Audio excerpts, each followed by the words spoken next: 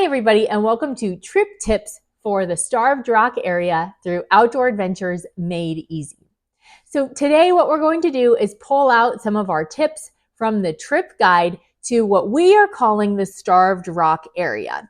So at first, when I started making this, I was calling it the Starved Rock State Park trip guide. But really, it's more than that because there's two main state parks that are within 5 minutes of each other. That's Starved Rock State Park and Matthiessen State Park. And they are both amazing and worth checking out. And then there's also two nearby stops, Buffalo Rock State Park and the Illinois Waterway Visitor Center, that are all in that same area. So we're just kind of collectively calling this the Starved Rock area.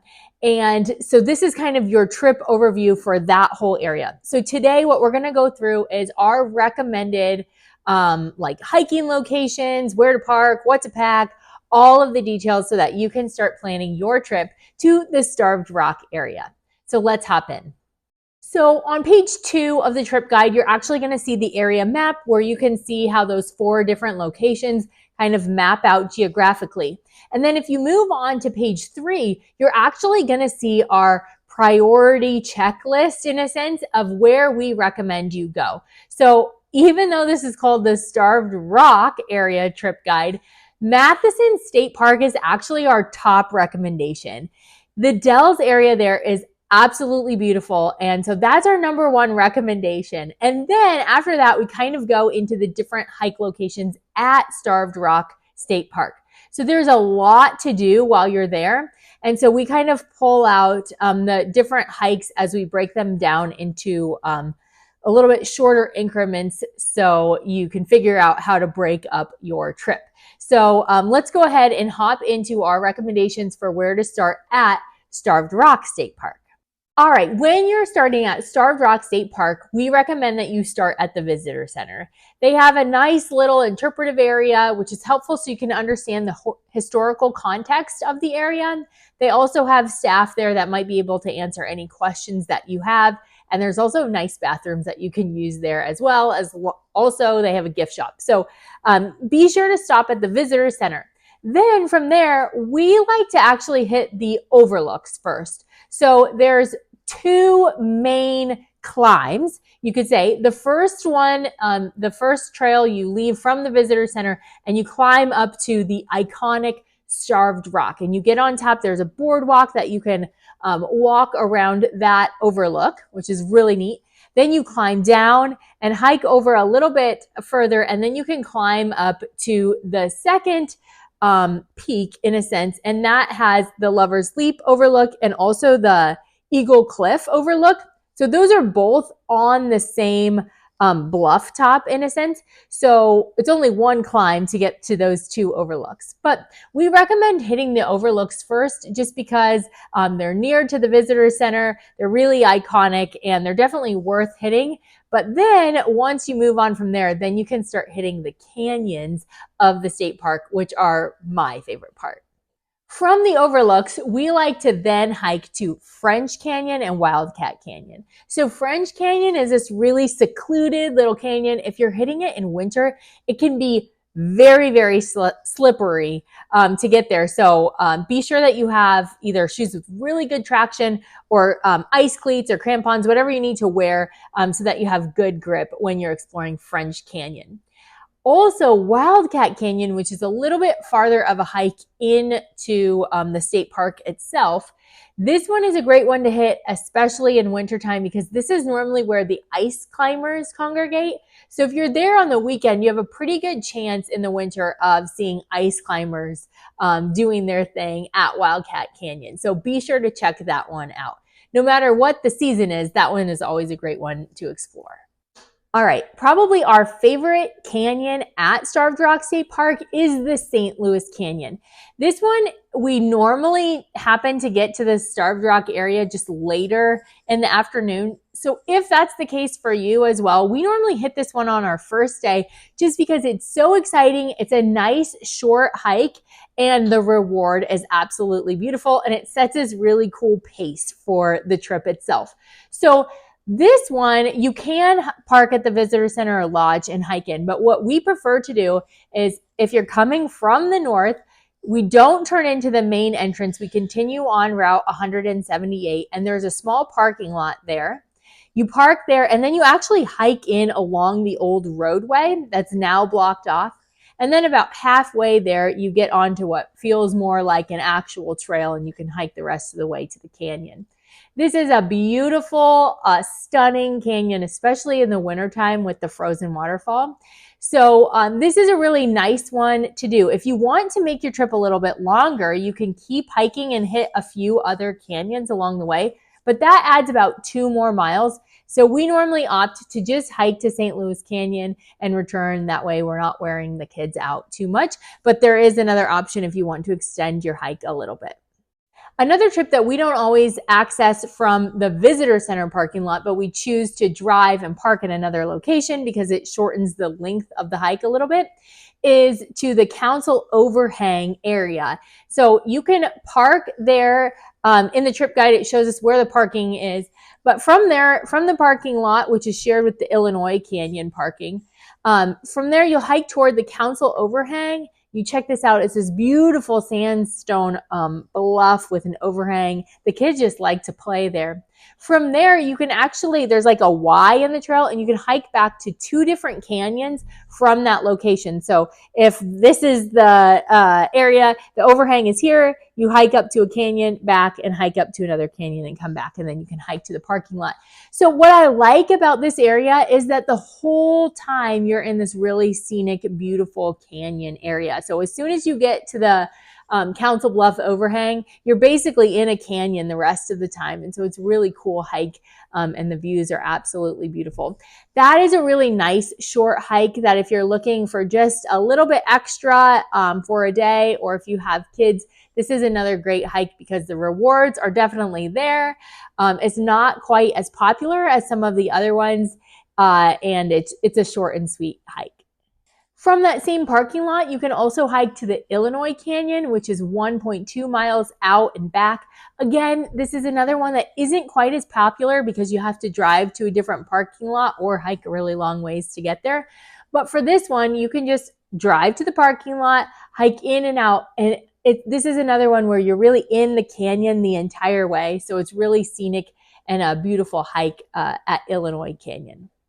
One of the things that can be kind of confusing about Starved Rock State Park is that on their official map, there's a lot of canyons that they name, which is great, but you can't necessarily hike to all of them. And so that can be a little bit confusing if you're looking at the map and you want to get to one of these canyons. There's no trail signs or anything that's telling you how to get there.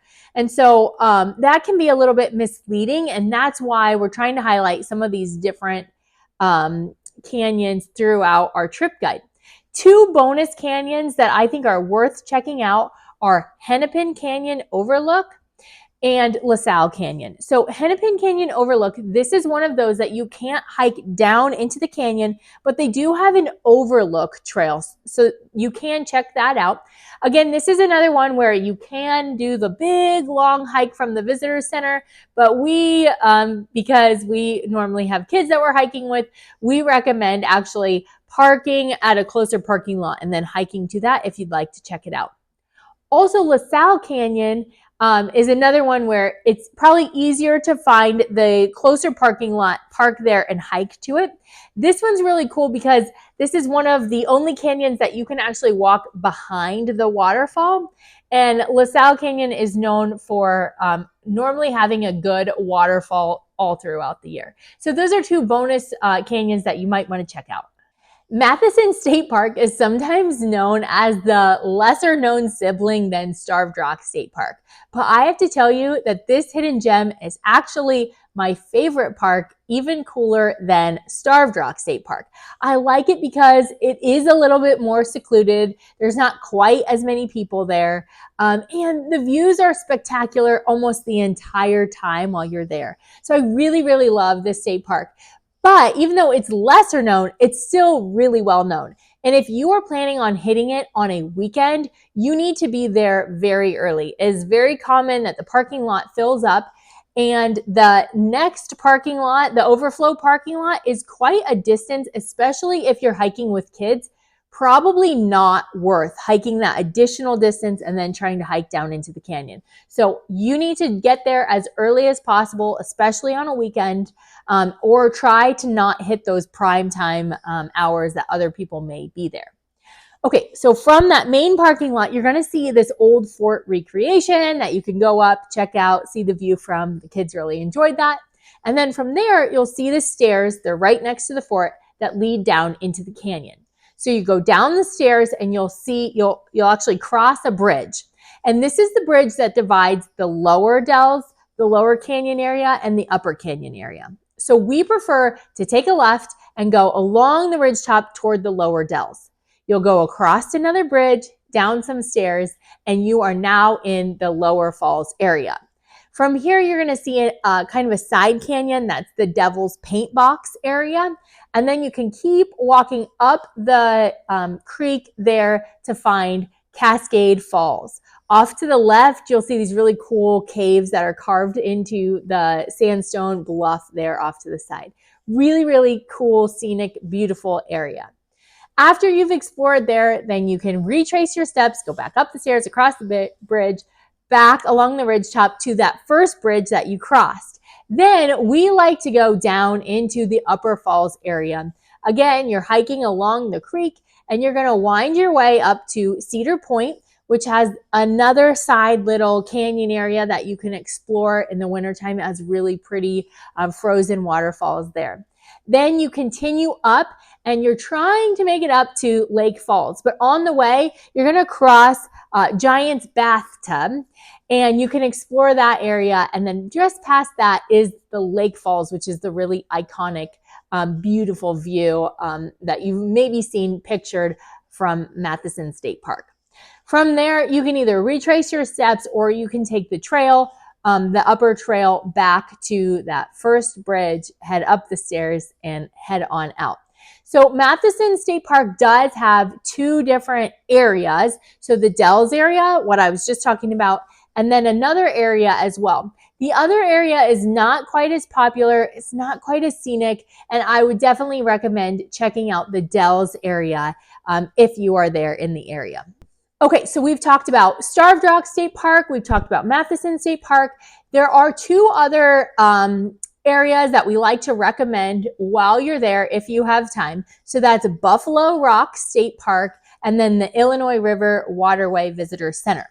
So the first one, Buffalo Rock State Park, this has some additional hiking if you are interested.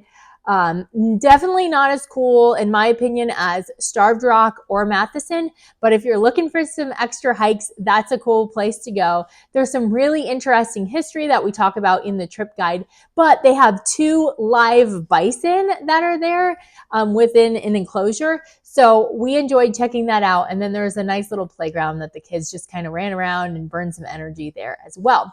Another one to check out is the Illinois Waterway Visitor Center. So this is across from Starved Rock State Park, across the river. So you have to kind of go out and around to get there. But this is the lock and dam. So you can have a couple different views of the lock and dam itself. You can go outside of the visitor center and you can check that out, or you can go inside and there's an upper and a lower deck there that you can see what's going on. If you're lucky enough to see a barge pass through while the lock and dam is in action, that would be really cool. We weren't able to do that. They have some neat interpretation inside. And then also, if you're one of those people who has the passport that you can stamp at the different national parks and historic sites and that sort of thing, there is a place that you can stamp your passport in there as well. So this is a nice little side stop, especially if your kids are getting worn down from lots of hiking. This kind of mixes it up a little bit. It's something interesting to check out. If you're there in the winter, there's lots of cool birding opportunities, especially to see bald eagles while you're there at the Illinois Waterway Visitor Center. In our trip guide, we have some of my favorite trip tips. So the first one that I wanted to talk about is avoid the crowds when possible. Starved Rock State Park and Matthiessen State Park are two beautiful locations that are very well known. And so you'll see how large the parking lots are and they fill up. So people love to explore these areas, and that's awesome. But if you're like me and you prefer hiking in a little bit more secluded areas, well, you're just going to have to deal with the crowds the best way possible. And that is to try and hit the non-prime times. If it's possible to go during the weekdays, I would do that. Or if you can't avoid that and you have to go on the weekends, try getting up early or hiking a little bit later and avoid those midday crowds if at all possible. If you're hiking with kids, you should know that especially Starved Rock State Park has drop-offs.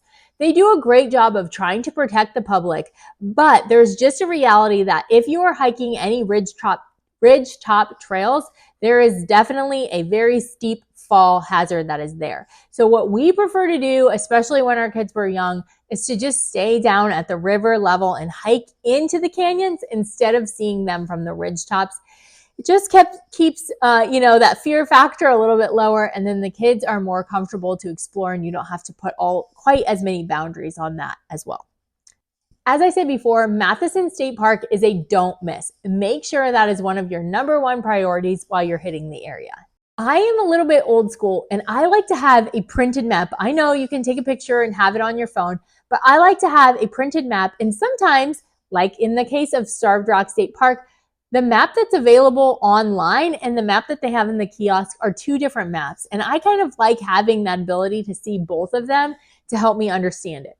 This is one of those where they do not have a printed park map. So if you like to have a printed map, you need to print it off before you head to the state park. Be sure to bring your leash if you're bringing your dog. This is a very dog-friendly park, but make sure that your dog is on a leash and you have it under control at all times. And last but not least, if you are heading to either of these state parks in the wintertime, they both have very icy conditions. So I would recommend getting some ice cleats or crampons or whatever you need to get a better grip on the bottom of your shoe. That way you're not slipping and sliding around all the time. Also, on the flip side, my kids just love slipping and sliding around all the time. So I would recommend having them wear snow pants. That way they can slide on the ice and have a lot of fun and not get cold or wet. Okay, where to stay? This one is always tricky because everybody has all sorts of ranges of preferences, but I'm going to highlight a few of the recommendations that we have. So we like to recommend camping anywhere that you go. I think it just enhances the trip a little bit and it keeps you in that really cool outdoor natural vibe. So there is camping at Starved Rock State Park, so you can check more details out from our trip guide. There is also the historic lodge at Starved Rock State Park. So if you're not looking to camp, but you are interested in staying in the park, this will kind of give you a leg up. You don't have to drive to as many places. You can just hike from the lodge itself.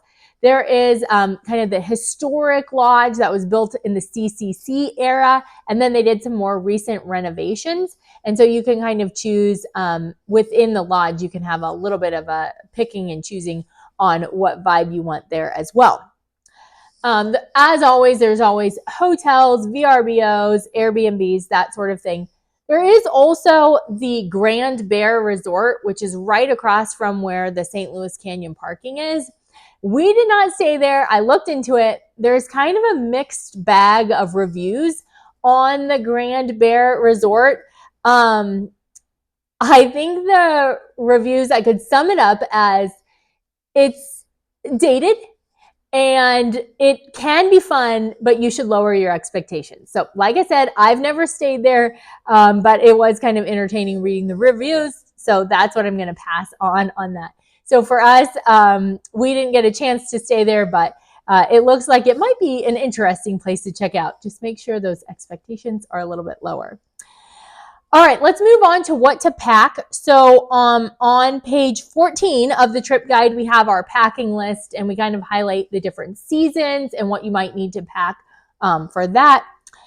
And then we also have our car camping packing list on page 15. We always include that in our trip guides just in case you are planning to go camping. You can check out what our packing list looks like so you make sure you don't forget anything. And that really sums up our trip guide to the Starved Rock area. So this is an absolute must trip, in my opinion, especially if you have young kids. This is a great one to do in all different seasons. We love doing it in the wintertime because it gets us out of the house and it really is just an absolutely beautiful state park. But we hope that this trip guide and this trip tips video helps you to start planning your next trip to the Starved Rock area. Enjoy!